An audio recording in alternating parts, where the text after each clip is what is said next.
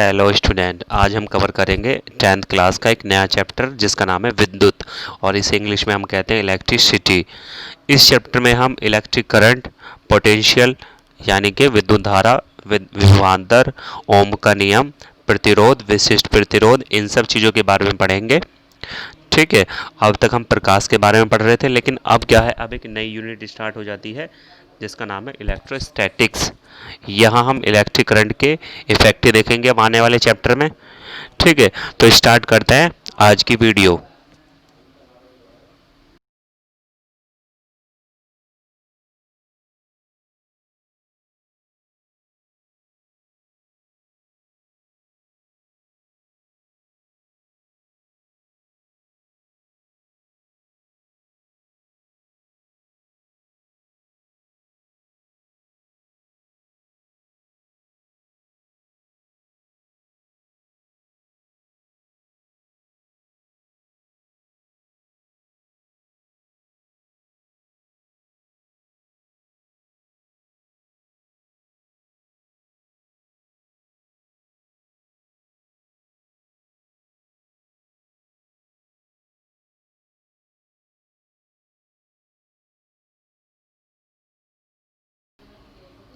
देखिए, वैसे तो ये साइंस का चैप्टर नंबर 12 है, चैप्टर नंबर 12 है, लेकिन फिजिक्स में हमारा ये चैप्टर नंबर 3 होता है, जिसे विद्युत कहते हैं और इंग्लिश में इलेक्ट्रिसिटी बोल देते हैं हम।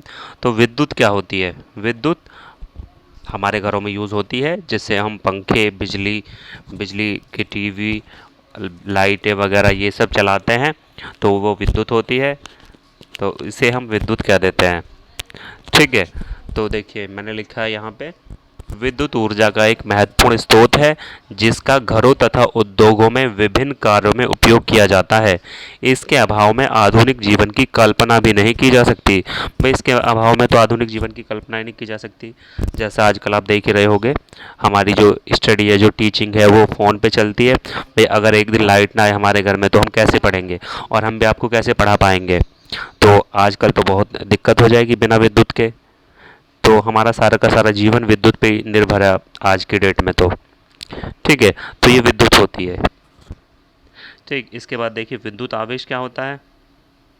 विद्युत आवेश होता क्या है कि जब हम, जो हमारा कंघा होता है या स्केल होता है, हमने छोटी क्लासों में देखा होगा, पढ़ा भी था कि जब हम उसे सिर में रगड़ के छोटे छोटे कागज़ के टुकड़ों के पास लेके जाते हैं तो वो उन्हें चिपकाने लगता है, जो स्केल होता है छोटा वाला, और यही चीज़ कंघे के साथ में होती है। तो यहाँ हम कहते हैं कि जो कंघा है या स्केल है, उसने क्या कर लिया, उसने आवेश ग्रहण कर लिया है।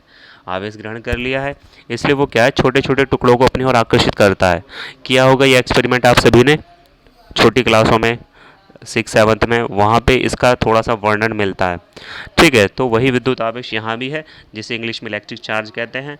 तो मैंने लिखा है यहाँ पे, देखिए, कांच, आबनूस, प्लास्टिक आदि कपड़े या खाल के द्वारा रगड़े जाने पर ये कांच, आबनूस, ये छड़ें होती हैं। प्लास्टिक आदि कपड़े या खाल के द्वारा रगड़े जाने पर कागज़ के छोटे छोटे टुकड़ों को अपनी ओर आकर्षित करने लगते हैं। ये क्या है, इनकी बनी छड़ होती है, कांच, आवनुष और प्लास्टिक। तथा यह कहा जाता है कि पदार्थ ने विद्युत आवेश ग्रहण कर लिया है। तो आवेश क्या है? एक भौतिक राशि है। आवेश एक भौतिक राशि है जिसका मात्रक कूलाम होता है। इसका मात्रक कूलाम क्यों होता है? क्योंकि आवेश के बारे में जो अच्छे से बताया था वो कूलाम नाम के एक वैज्ञानिक थे, इन्होंने ही बताया था। और जो हमारा आवेश होता है वो दो तरह का होता है, एक धनावेश होता है और एक ऋणावेश होता है। ऋणावेश नेगेटिव होगा और धनावेश पॉजिटिव होता है। ठीक है, तो ये बात याद रखनी है। चलिए आगे चलते हैं। इसके बाद देखिए, इसके बाद क्या होता है, आवेश। आवेश आवेश ज्ञात करने का फॉर्मूला होता है इलेक्ट्रॉनों की संख्या और इलेक्ट्रॉन का आवेश यानी कि एक इलेक्ट्रॉन का आवेश। तो ये क्यू बराबर प्लस माइनस एन ई होता है। एन ई प्लस माइनस क्यों है?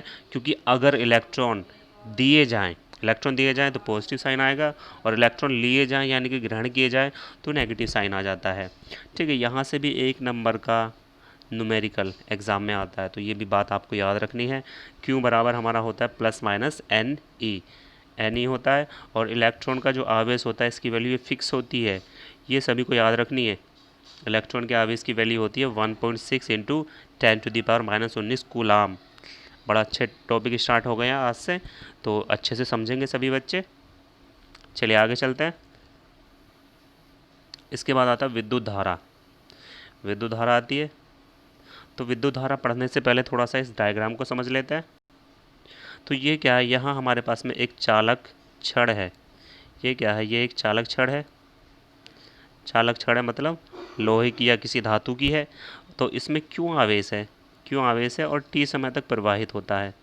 क्यों आवेश टी समय तक प्रवाहित हो रहा है, तो आवेश और समय का जो अनुपात है, आवेश और समय का जो अनुपात है, इसे हम विद्युत धारा कह देते हैं। विद्युत धारा, आवेश का मात्रक कूलाम होता है और समय का मात्रक सेकंड होता है, तो धारा का मात्रक आएगा, धारा का मात्रक हो कूलाम बटे सेकंड, और इसी को एम्पियर भी कह देते हैं। एम्पियर, एम्पियर भी एक वैज्ञानिक थे, तो उन्हीं के सम्मान में धारा का मात्रक एम्पियर दे दिया जाता है। बात समझ आ गई होगी। चलिए अब इसकी थ्योरी देख लेते हैं, ऊपर चलते हैं। देखिए, किसी चालक में आवेश के प्रवाह की दर, आवेश के प्रवाह की दर विद्युत धारा कहलाती है। जैसा कि हमने अभी देखा था, तो किसी चालक में क्यों आवेश है और टी समय तक प्रवाहित किया जा रहा है, क्यों आवेश टी समय तक प्रवाहित किया जा रहा है, तब विद्युत धारा क्या होगी, धारा बराबर आवेश बटे समय, आवेश बटे समय, और आवेश को हम लिखेंगे क्यू और समय को लिखेंगे हम टी। यहाँ से मिलेगा कूलाम बटे सेकंड या एम्पियर हो जाता है। धारा के अन्य मात्रक भी हो जाते हैं जो छोटे मात्रक हैं, मिली एम्पियर या माइक्रो एम्पियर। ठीक है, मिली 10⁻³ एम्पियर के इक्वल होता है और माइक्रो 10⁻6 एम्पियर के इक्वल हो जाता है। इसके बाद विद्युत धारा की दिशा देखी जाती है। तो विद्युत धारा की दिशा क्या है, डायरेक्शन ऑफ इलेक्ट्रिक करंट। तो विद्युत धारा की दिशा क्या है, ऋणावेश के तो विपरीत दिशा में होती है। भाई ये ऋणावेश है, ये ऋणावेश है, ये इस तरफ जा रहा है, इस तरफ जा रहा है, तो विद्युत धारा की दिशा इसके विपरीत दिशा में होगी। लेकिन अगर धनावेश है, धनावेश है, इस दिशा में जा रहा है, तो हमारी विद्युत धारा की दिशा भी यही होगी। यही मतलब धारा की दिशा। यहाँ भी कभी कभी एक क्वेश्चन पूछ लेते हैं कि धनावेश इस दिशा में जा रहा है या प्रोटॉन है हमारे इस दिशा में जा रहे हैं, तो बताइए धारा की दिशा कौन सी होगी। तो जो प्रोटॉनों के प्रवाह की दिशा है या धनावेश के प्रवाह की दिशा है, वही धारा की दिशा हो जाती है। ठीक है, तो बहुत ईजी है, इसमें बस डायग्राम बना लेना आपको, और ज़्यादा कुछ नहीं करना, जैसे मैंने बनाया है।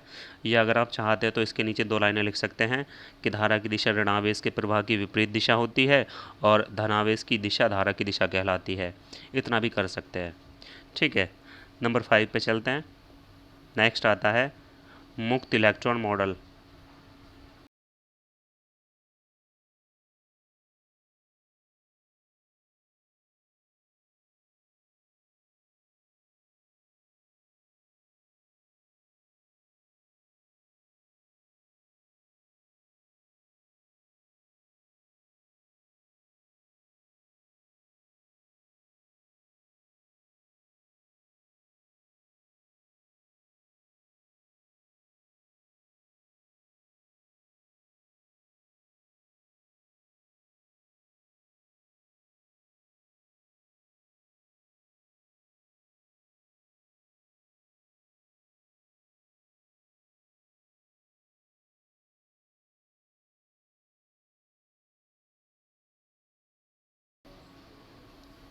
देखिए, मुक्त electron model, free electron model भी कह देते हैं इसे। तो होता क्या है, जो परमाणु होते हैं, परमाणु, ये परमाणु है, परमाणु, तो परमाणु में इलेक्ट्रॉन होते हैं। इलेक्ट्रॉन जो विभिन्न कक्षाओं में घूमते रहते हैं, नाभिक के चारों ओर घूमते हैं, ये नाभिक है। तो नाभिक के पास वाले जो इलेक्ट्रॉन होते हैं उन पे नाभिक का जो बल होता है, जो आकर्षण बल होता है, वो ज़्यादा होता है। लेकिन जैसे ही हम नाभिक से दूर जाते हैं, नाभिक से दूर जाते हैं, तो यहाँ के जो इलेक्ट्रॉन हैं, यहाँ पे नाभिक का आकर्षण बल कम हो जाता है। नाभिक का आकर्षण बल कम हो जाता है, तो अब ये इलेक्ट्रॉन क्या करता है, ये इलेक्ट्रॉन इस परमाणु को छोड़ के बाहर घूमना शुरू कर देता है, बाहर घूमना शुरू कर देता है। ठीक है, बाहर कैसे घूमेगा, देखिए, अब कोई पदार्थ होता है, कोई पदार्थ होता है तो उसमें बहुत छोटे छोटे परमाणु होते हैं, बहुत छोटे छोटे परमाणु होते हैं, तो इनके बीच में कुछ जगह खाली रहती है, कुछ जगह खाली रहती है, तो हर एक परमाणु से एक या दो इलेक्ट्रॉन निकल के यूं घूमते रहते हैं, इस तरह से घूमते रहते हैं। तो इन इलेक्ट्रॉनों को ही हम मुक्त इलेक्ट्रॉन या फ्री इलेक्ट्रॉन कह देते हैं। और ये क्या है, ये आवेश को